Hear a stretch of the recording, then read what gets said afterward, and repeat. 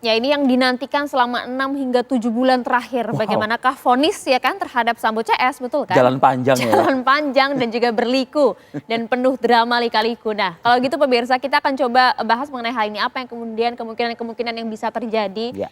dalam sidang vonis terhadap Sambo CS. Bahkan esok hari pada hari Senin kan vonis terhadap Betul. Ferdi Sambo Dan akan Putri dibacakan Chandrawati. dan Putri Chandrawati akan dibacakan oleh majelis hakim. Langsung saja kami akan perkenalkan sudah terhubung melalui sambungan Zoom ada Bang Rasamala Aritonang, kuasa hukum dari Ferdi Sambo, dan juga Profesor Gayus Lumbun, Hakim Agung periode 2011-2018. Selamat pagi Selamat semuanya, pagi salam Bapak-Bapak, sehat. sehat semuanya. Ya, selamat pagi Mas Arief dan Mbak Maria.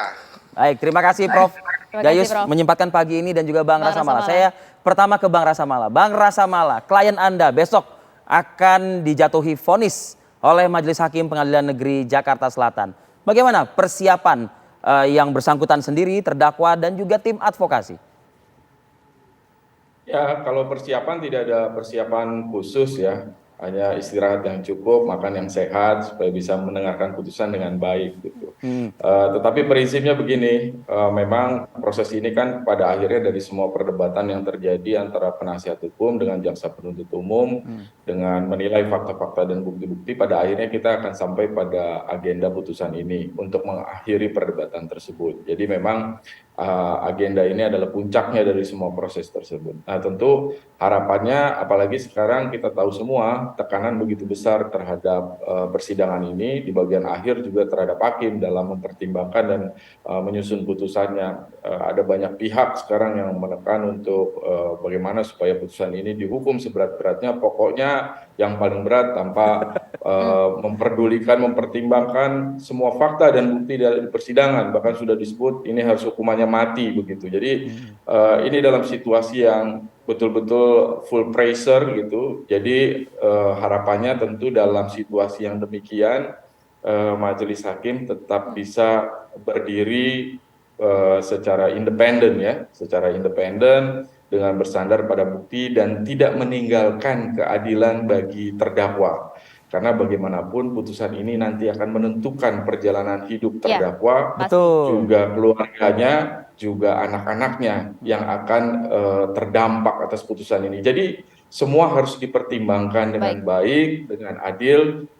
Terdakwa ya tentu juga untuk masyarakat dan juga untuk korban tentu itu pasti, tetapi tidak boleh dikesampingkan untuk terdakwanya.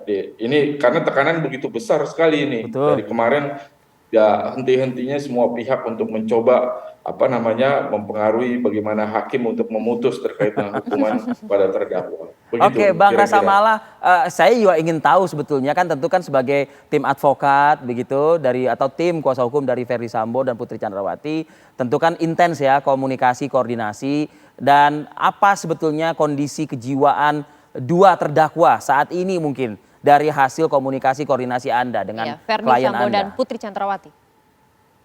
Ya, seperti saya sampaikan tadi, mereka juga tentu sadar bahwa ujung dari proses ini kan putusan pengadilan. Pada dasarnya baik Pak Ferdi Sambo maupun Bu Putri merasa bahwa mereka sudah menyampaikan semua fakta yang mereka ketahui itu di persidangan. Tentu setelah mereka menyampaikan itu, mereka juga sudah menyampaikan aspek-aspek apa yang meringankan menurut perspektif mereka ya. Dan pada akhirnya mereka sekarang ya lebih banyak berpasrah, lebih banyak berdoa lah supaya besok putusannya memang betul-betul bisa berkeadilan untuk mereka.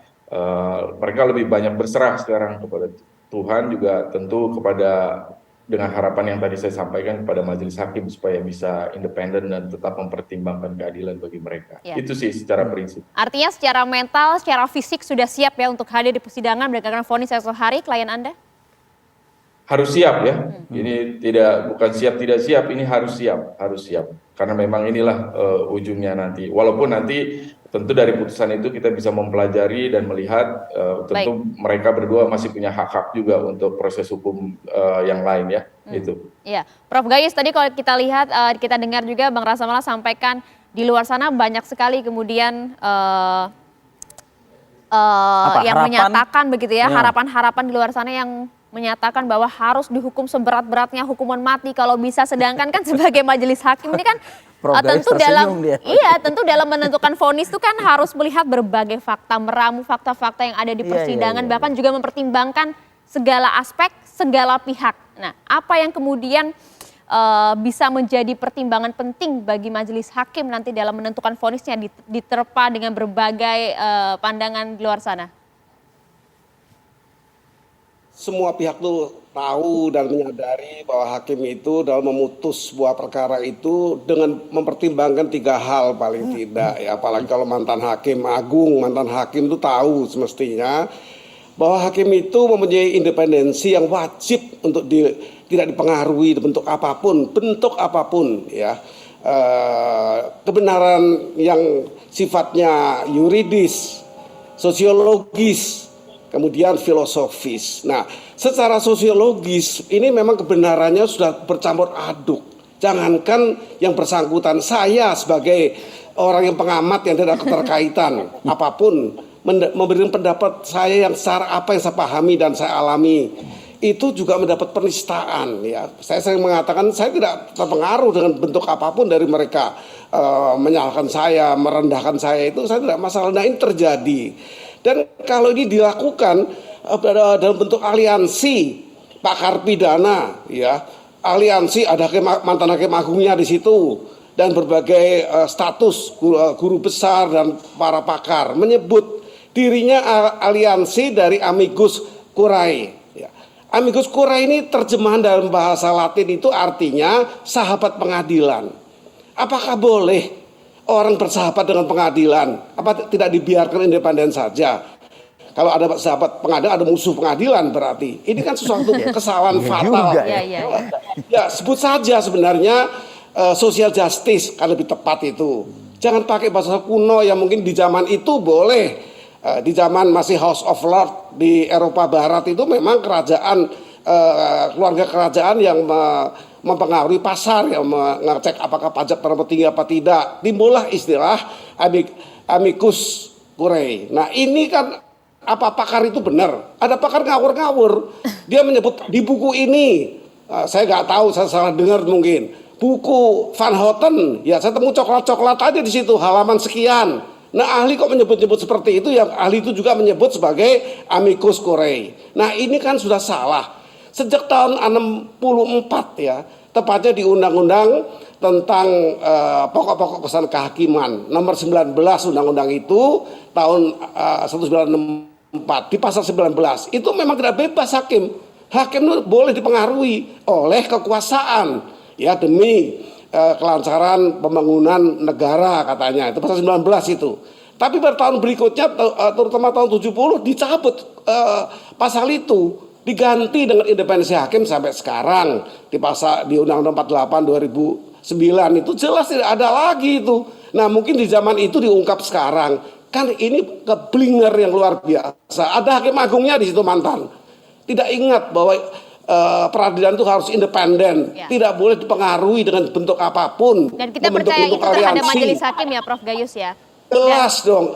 Kepada terdakwa juga sama. Saya dengarkan tadi keluhan-keluhan juga sama. Pengamat pun yang tidak satu pikiran, tidak satu pendapat, dimusuhin juga ada berbagai komentar di bawah. Kalau ini begini, ada di bawah ini. Nanti lihat saja itu. Kalau ada yang bicara tidak sesuai dengan pikirannya. Nah, ini sebenarnya bukan social justice, ini street justice, keadilan jalanan. Ya, ini harus diingatkan, publik itu mesti tahu bahwa gerakan-gerakan yang mengurangi independensi hakim itu harusnya tidak dilakukan, apalagi oleh ahli katanya, oleh orang kampus. Ya, hampir semua orang kampus penegak hukumnya ini, dari advokatnya sampai jaksa hakim itu ahli-ahli di kampus. Prof Gayus, tapi kalau kita melihat hakim pasti akan independen. Kita melihat juga JPU dalam dakwaan dan juga tuntutannya kemarin menyatakan Ferdy Sambo tidak hanya menghilangkan nyawa Joshua saja, tapi juga ada berbagai macam dampak destruktif lainnya. Nah, apakah ini kemudian akan membuat Ferdy Sambo tidak bisa lolos dari hukuman berat, seumur hidup ataupun hukuman mati? Kita jawab nanti usai jeda ya, sesaat lagi Prof. Terima kasih.